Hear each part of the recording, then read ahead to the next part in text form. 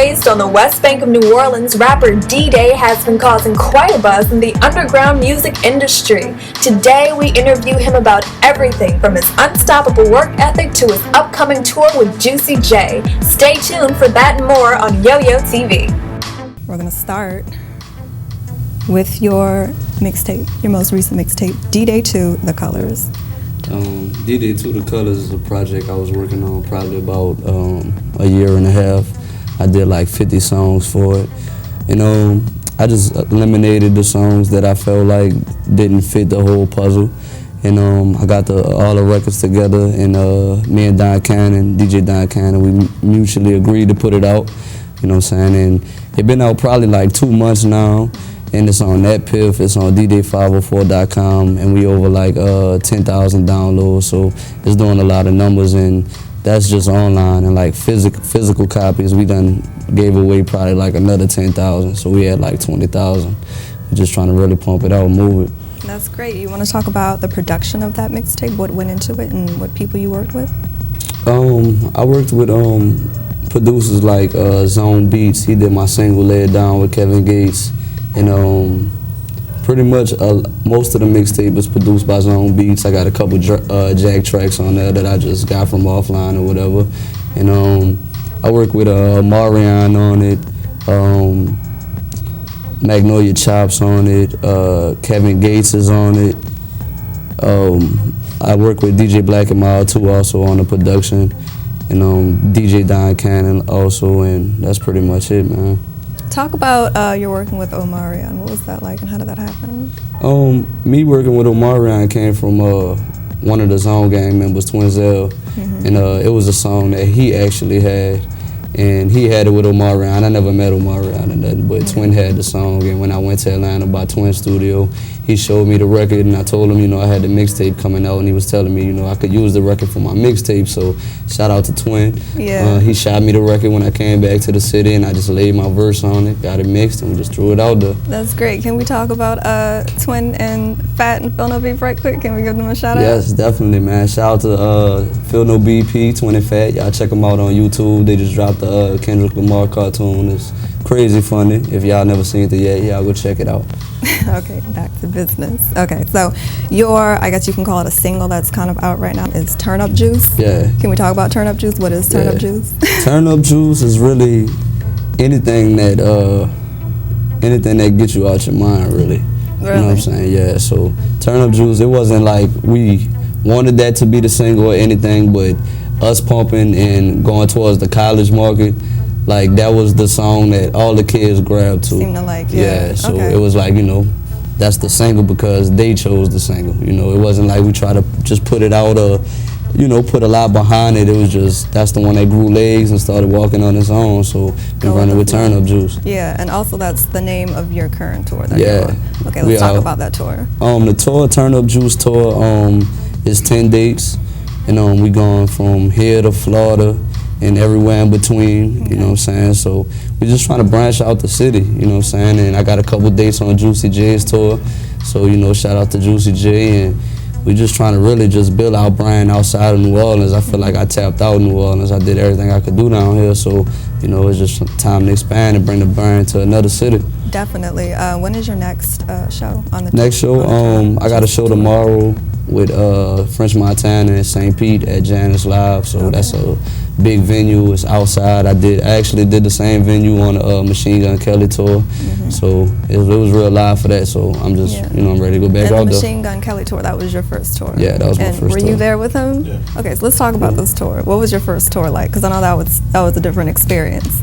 Yeah, the first tour for us, it was really a learning experience. You know what I'm saying? They got ups and downs with it. But this man right here, he made sure everything for us business-wise was ironed out for me, and everything went really smooth after the first show. So everything was really good on it. I got a lot of love, and that was like the first time me really getting outside the city and performing like in another state, and to see how receptive the kids was to our music, it was more motivation than I needed. Yeah, I saw some of the footage, a little bit of the footage on YouTube, and everybody did seem to be pretty excited about your music. Do you Do you feel like your success is imminent? Do you feel more confident Yeah, definitely. after doing something like that? Because like being in New Orleans, people always see me, you know, whether they like my music or they just respect my grind or whatever it may be. It's like they receptive to me now because they see me so much. Yeah. But to go somewhere where nobody knows my name, nobody ever seen me, ever heard of me before, and I get on stage and I get just as much as response as the major act, is like it's a blessing, you know what I'm saying? And it's definitely motivation. Yeah. And it's proof. Yeah. It's definitely. Yeah. Let's talk about what you did on that tour. What was your job? Basically, or on any tour, I want to say. Basically, dealing with the promoter, making sure, you know, the lineup right, his set, the show time, make sure the DJ set right, you know, have all our backstage passes, just basically just taking care of the business, the rider, the liquor, the alcohol, everything. You know, I saw y'all were, was that the tour where y'all were brushing y'all teeth with a water bottle? Was that the tour or was that another tour? I saw somebody pouring a water bottle on a toothbrush. No, that was another day we was out. That was South by Southwest. South by Southwest. You want to talk about Southwest? Do you go there every year? Yeah, I go there every year. Was this your first time performing at South by Southwest, or have you been performing this whole time? I performed twice at South by Southwest. South by Southwest is just really, at this point now, I feel like it's kind of oversaturated. When I first started going, there wasn't a lot of hip hop. Yeah. You know what I'm saying? And we just really go out there and make our stamp. It's like Bourbon Street, but every club got a different performer or a different rock band, whatever in it. And we just go out there with crazy marketing ideas. I bring my mascot out there. We bring picket signs. Who's your mascot? We call him Ziggy the mascot. Yeah. What does Ziggy do? He just Ziggy wilds out and take pictures. Yeah, he brings attention. Ziggy's definitely a crowd favorite, you know what I'm saying? We can't walk a block without him taking 100 pictures. Literally, every time we move to the next block or move to the next street, Ziggy got a line of people wanting to take pictures with him, you know what I'm saying? So how it works out as far as us promoting the music, and with Ziggy, every picture Ziggy takes, we putting the sign we brought out there. We putting the sign up behind them, and when people go back in their phone, most of them are drunk that night or whatever, when they go back in their phone and they see the picture with Ziggy, they'll see the name, they'll see the mixtape, where to get it at, so it all just really is a puzzle, and it just works for us as one. Shout out to Ziggy.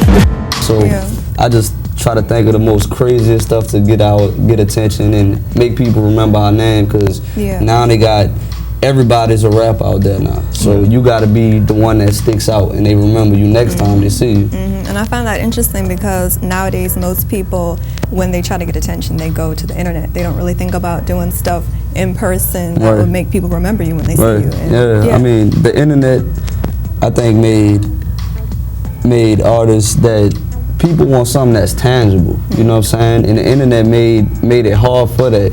So when people really see an artist and they have stuff that's tangible, I think it's like, it really sticks with them more than them just saying rap on the internet, rap on YouTube, you know what I'm saying? Because they seeing it live in person. That's something that'll never leave their memory. Definitely. Do you feel like, because you do a lot of promotions on the internet, and you do a lot of promotions off the internet. Do you feel like maybe the internet is kind of overrated? Or do you feel like it really is, like, it's big of a tool? Yeah, I think it's a gift and a curse, you know what I'm saying? When I started rapping, like, the internet wasn't big like that, like it is now. So I'm all about the street team, the footwork, getting out there with flyers, CDs, that's what I'm big on. But being realistically, I know I need the internet, so I just try to balance it out, you know what I'm saying, and take from what I do in the streets and just apply it online. Yeah, but you don't rely on it heavily, like 100%. And I like that. I think that would make you stand out more. So let's talk about Live Sosa. Was that the song that was kind of out before Turn Up Juice? Yeah, Live Sosa, he's actually, I got like 5 songs with him. He was on my official single, Lay It Down. He did the hook for that. The video I got out with Tyler Yee, Hanging On, he did the hook on that.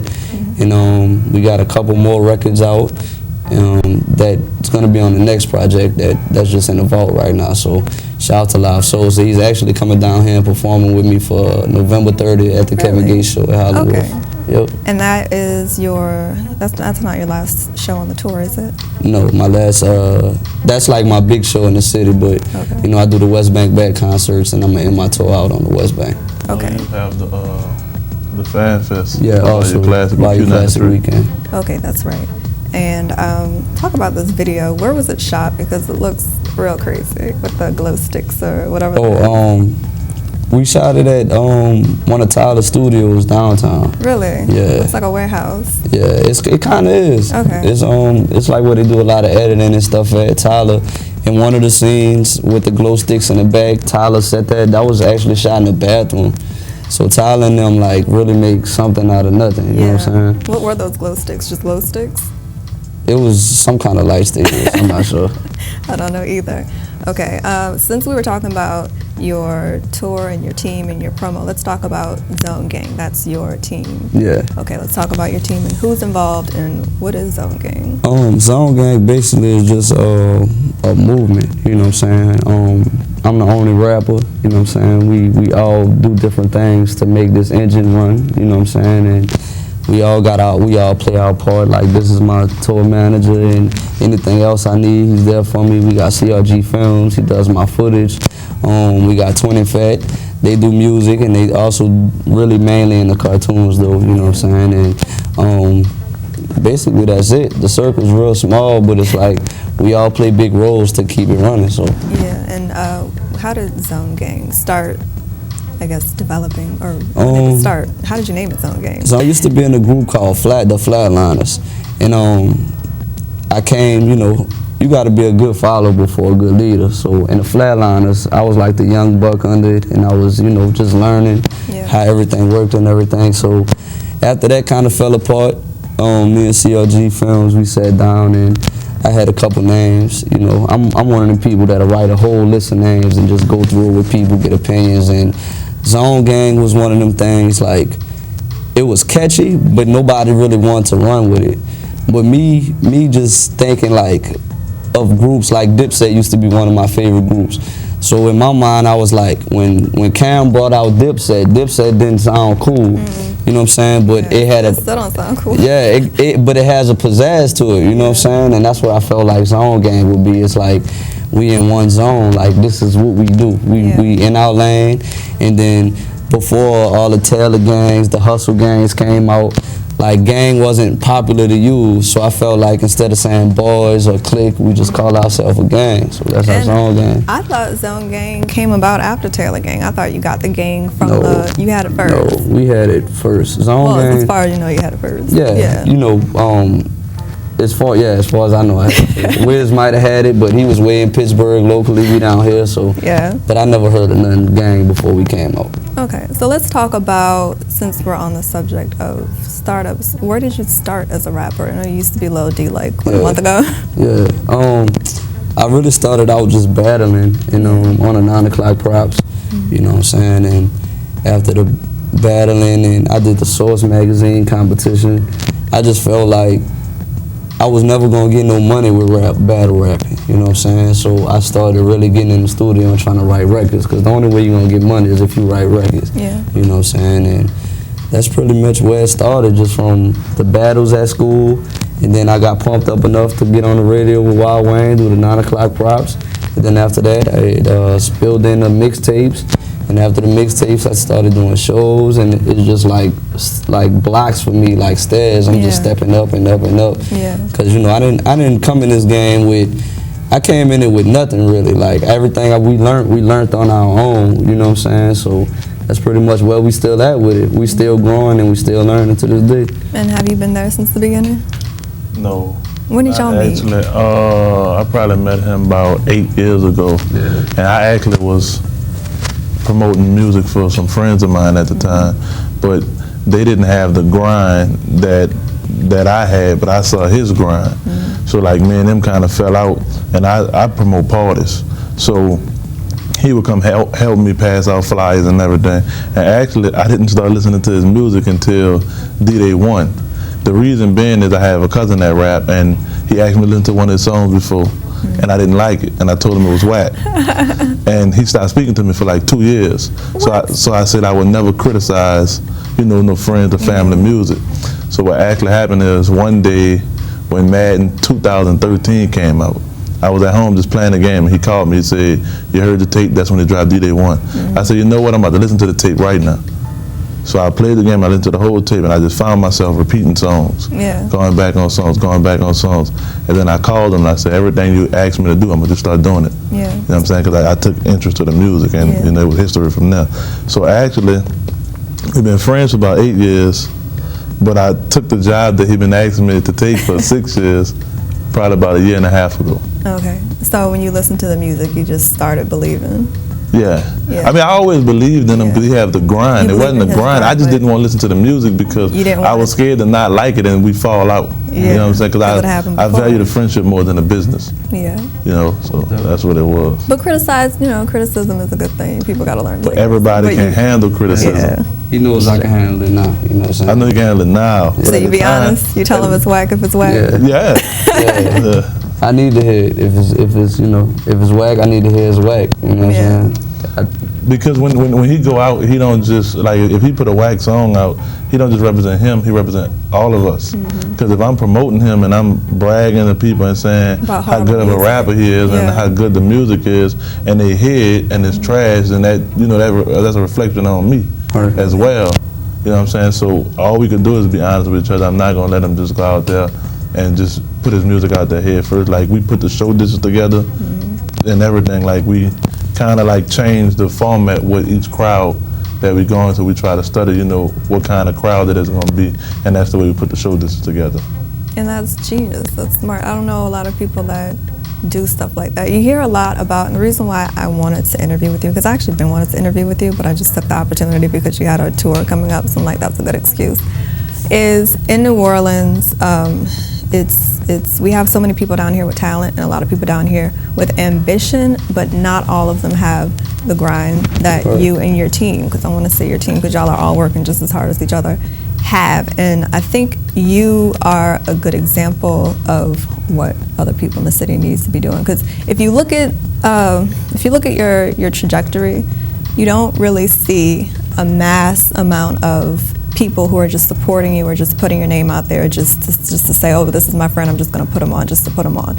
Usually the people that are fans of yours are people who really believe in your music, people that actually like your music. That says a lot about your actual hustle and your actual, I guess I should say, work ethic toward making people like your brand. That's essentially what it is, it's the brand. Where does that come from? Where does your motivation and your drive come from to make you just keep going? Because it's been years and you're still going.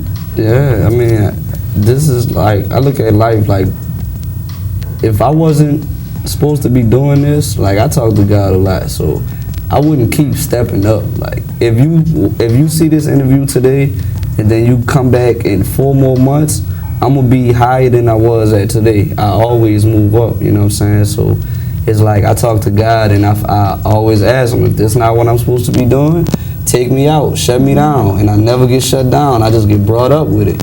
You know what I'm saying? So it's like I feel like this is my calling, and then me working in the studio a lot, like my music keeps getting better. The people that co-sign my music, you know what I'm saying, it's like, it's something there. Like people just gravitate to me for a reason, and it's just getting more and more as I grow. So it's like my plan A is my plan B. This has to work. And as far as people that you do work with, who would you like to work with in the future? Are you open to new people? Are you open to new? Do they have to have a certain caliber, or will you work with just about anybody as long as you like it? Nah, as far as like producers-wise? Producers, artists, anybody. Yeah, at this point, I'm not a artist that wants a lot of features. Like, if you look at my mixtapes, I don't have a lot of features or nothing, because I feel like I rap, so I need another rapper, you know what I'm saying? But as far as producers, I'm open to anybody. You could be at home on your laptop, or you could be in a $100,000 studio. Like, if it's good music, it's good music. You can't deny where it's coming from. Okay, so we, for the most part, have reached the end of my questions, but I'm sure there's something you want to share about where you're going. Yeah, I mean, I just want to let everybody know that's watching this, like, if you're not a DeeDay fan, if you're not a Zone Gang fan yet, man, y'all just keep staying in tune or get in tune with what we doing, because we gonna be the dudes out in New Orleans that's gonna be the next icons. We not shooting to be no hood rappers, no local rappers forever. We wanna be icons. We wanna be Justin Bieber, Fergie big, you know what I'm saying? And like Camp said, everybody around me gonna be the rich or famous or both. So that's where I'm at with it. And that's good. Well, it was nice talking to everybody. We're signing off YOYO Media, and I'll see you next time. Bye-bye.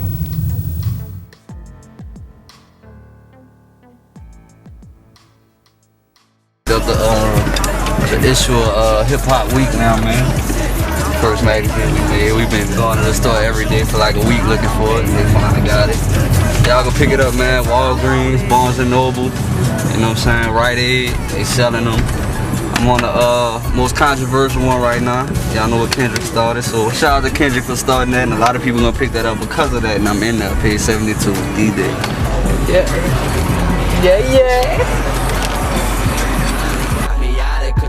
She do whatever just for us because she's out of control. Another shot, I'm turning up until I'm out of control. I'm on that turn up juice, turn up juice, turn up. Next thing I saw was a crane bashing in the top of my house where I was born. Well, you talking about something that was late. I said, man, they tearing my house down, you know. But it was empty, you know, nobody lived there, you know.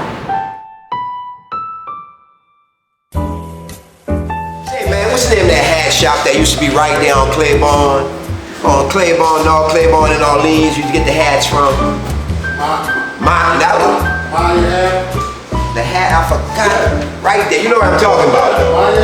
That was Maya the Hatter, right there on Claiborne and Orleans, right off Orleans. Yeah, right by the tuxedo shop. What, down the street from the tuxedo shop? Yeah, on the same side. Yeah, used to have the hat shop there, the tuxedo shop was there. It was a thriving corridor because, I mean, even right now, you know, I passed that corridor and it's like, this is probably one of the most busiest intersections, cross streets in that whole entire area. For it not to have businesses developing there, and with all of the traffic in that area is mind-boggling. So my grandmother had raised so much hell because they didn't want my daughter, my grandmother didn't want her daughter killed to have a baby born, and my mother didn't want me killed to be born, so she could be okay. So they put him in jail at the 1st Precinct, where Charity Hospital is now. You know the big Charity Hospital? That was the 1st jail precinct. And they put them from raising hell around there. Blacks had no rights. Any little thing you said, you went to jail. So my grandmother then was staunch fighters from Gertown. They had all the people throwing rocks at the building and what have you. So on July the 12th, they decided to do this thing. And it was in the State's Item. There was a paper here called the State's Item. And I was a 15 pounds, some ounces baby, born on July. And I got a picture up here of it, of me, and I had a big bald head, and I was like that, and I was like about like I was 1 year old, you know, and because I really was growing in the inside, I was talking in there, inside. You know, well, that was common with black women in those days because they had no help. I'm not ashamed to say that my mom worked in them white folks' kitchen and house on St. Charles Avenue. I ain't ashamed to say that because she taught me a work ethic. I'm not ashamed to say that my dad peddling fruit. He didn't die peddling fruit. He died on full retirement. Him and my mom were able to buy a house in the night war, something unheard of for their generation. There was no mortgage companies for them to go to.